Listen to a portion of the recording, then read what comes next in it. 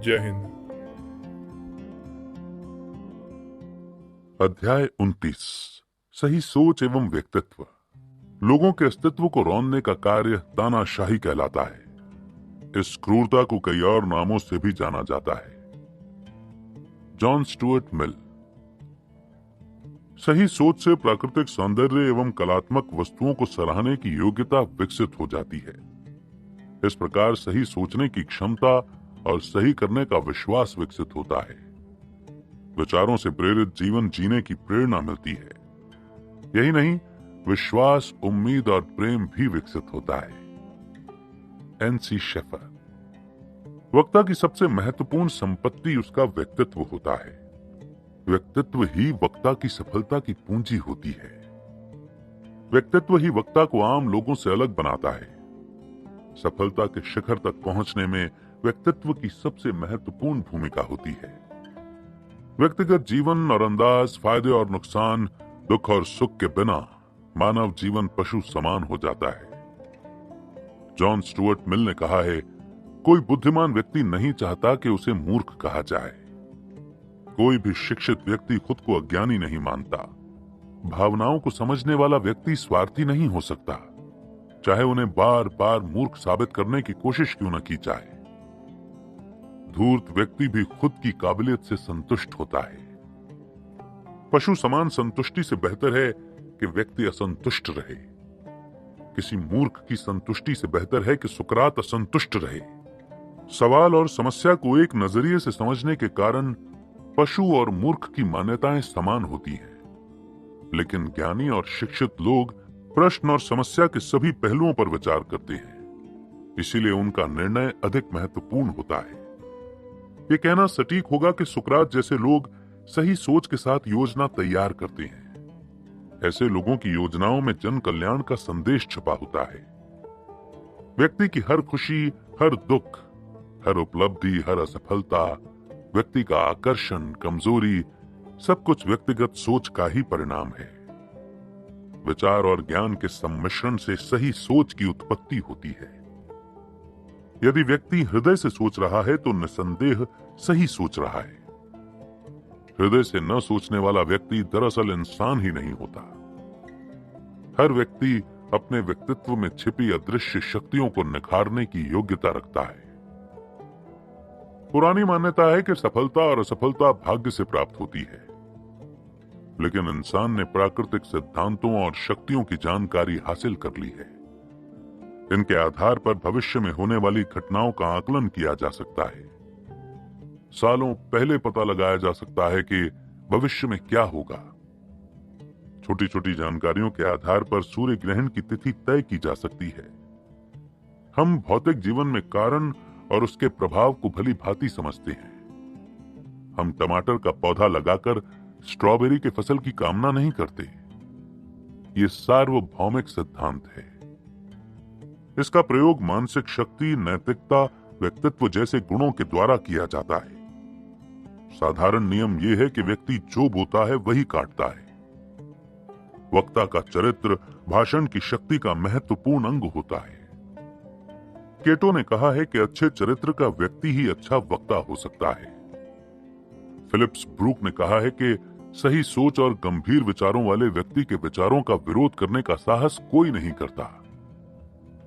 Emerson ने कहा है कि चरित्र प्राकृतिक शक्ति होती है। प्रकाश और ऊष्मा के समान प्रकृति का हर कण ऐसे लोगों की सहायता में जुटा रहता है। कई लोगों की उपस्थिति पर सदा ध्यान दिया जाता है, जबकि कई लोगों की उपस्थिति पर ध्यान ही नहीं जाता।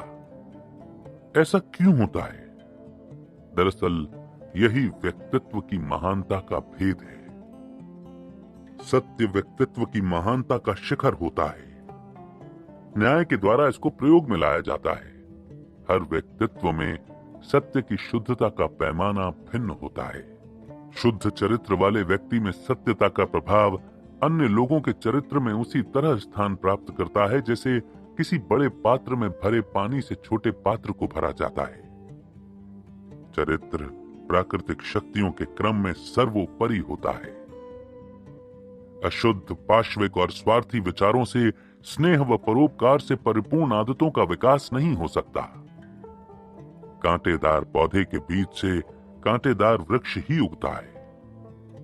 कमजोर चरित्र के व्यक्ति का परोपकारी, भावनात्मक और सेवा भाव से प्रेरित विचारों से वास्ता नहीं होता। भावनाओं से प्रेरित विचार ही कल्याणकारी हो सकते हैं। किसी कार्य को निरंतर करने से आदत बनती है, आदतों से चरित्र का निर्माण होता है और चरित्र से भाग्य तय होता है। अर्थात भाग्य के उचित निर्माण के लिए शुद्ध विचारों और चरित्र की भूमिका अहम होती है। न्याय कितना भी पुराना क्यों न हो, उसकी महत्ता क्षीण नहीं होती। चरित्र प्रकृति की सबसे अहम उपलब्धि होती है। इसीलिए चरित्र के विकास के लिए प्राकृतिक नियमों का पालन करना चाहिए। बगीचे में खरपतवार और कांटेदार पौधे स्वयं ही उगाते हैं, लेकिन संयोजित तौर पर उगाए गए फूल के पौधे बगीचे को मनमोहक एवं खुशबूदार बना देते हैं।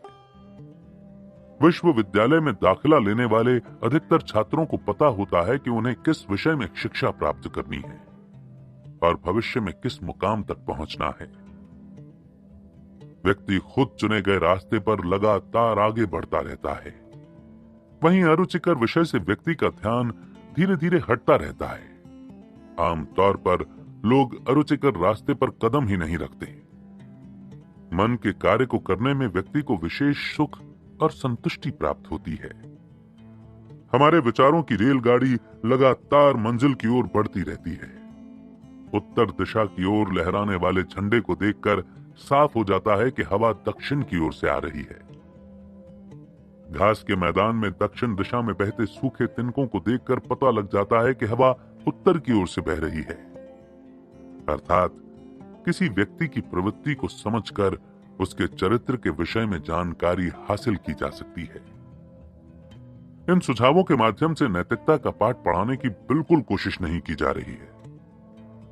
ये इससे कहीं ज्यादा गहरी कोशिश है।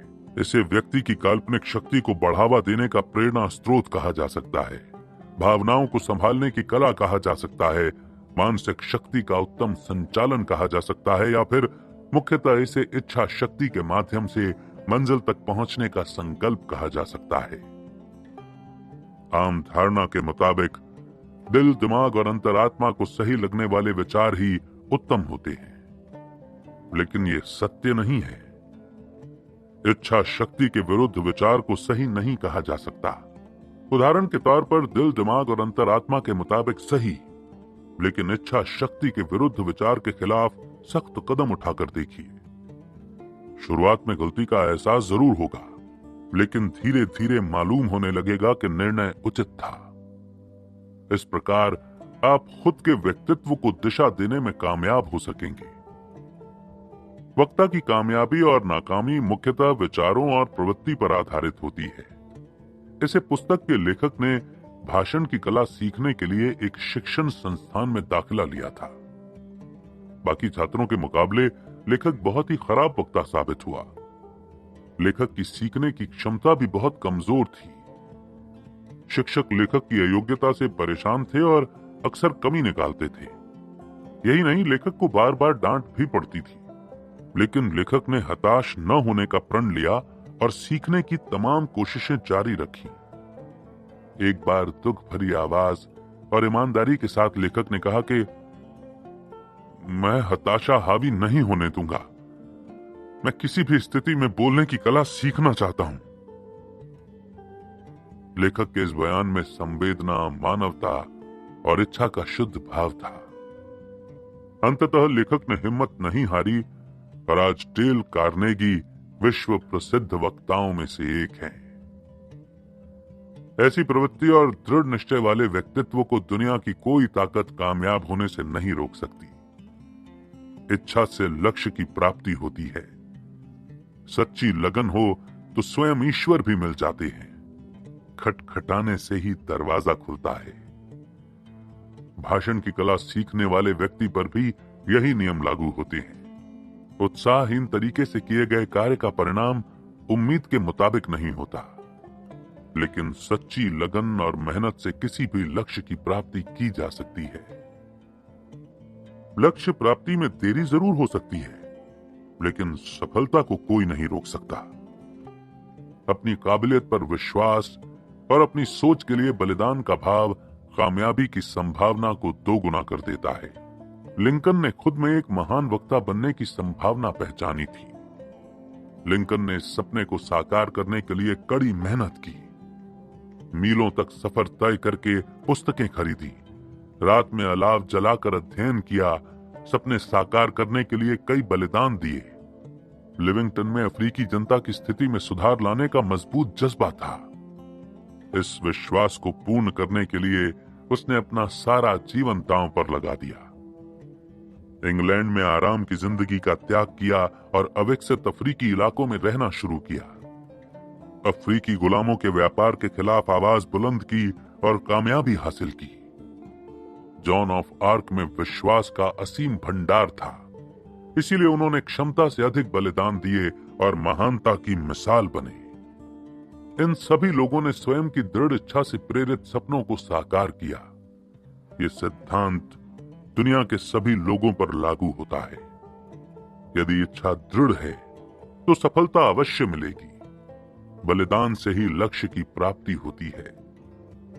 स्टैंटन डेविस किरखम ने अपने विचारों को बहुत खूबसूरती से प्रस्तुत करते हुए कहा है, आप विचारों को संग्रहित कर रहे होंगे, लेकिन अब लंबे समय से विचारों के रास्ते की रुकावट को लांघने के बाद आप खुद को दर्शकों के सामने पाते हैं। आपकी जेब में कलम है और उंगलियां स्याही से रंगी हैं, और आप प्रेरणा से उत्पन्न विचारों की बौछार करते हैं। चाहे आप भेड़े चराते हो या शहरों की सड़कों पर आवारा घूमते हो या फिर तेज आवाज में देहाती गीत गाते हो, एक न एक दिन आपका उस्ताद आपको शिक्षा से स्वतंत्र कर ही देता है, और उस्ताद को विश्वास हो जाता है कि छात्र ने शिक्षा पूर्ण कर ली है। यानी अब आप खुद निपुण हो चुके होते हो। हाल ही में किसी ने भेड़ों को चराते वक्त महान विचारों को जन्म दिया। इत्मीनान से बैठिए, खाली मैदान और भूसे पर ध्यान दीजिए, दुनिया की कोई नई तस्वीर नजर आएगी।